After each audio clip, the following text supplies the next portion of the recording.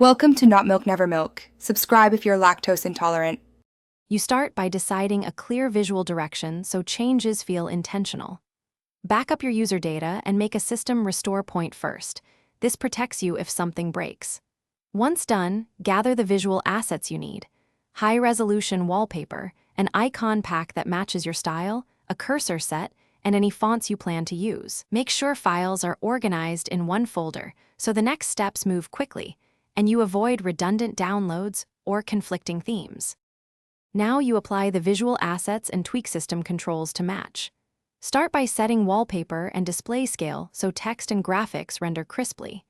Then install icon and cursor packs and assign icons to key apps and folders. This improves recognition and speed.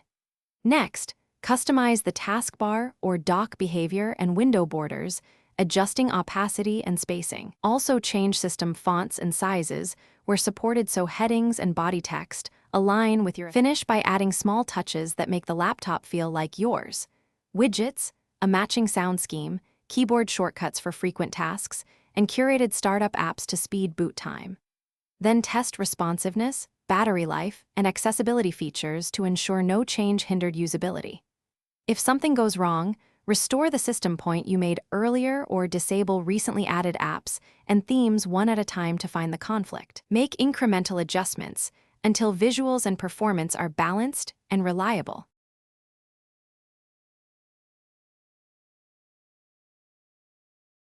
Thanks for watching. If this was helpful, leave a like and consider subscribing. See you next time.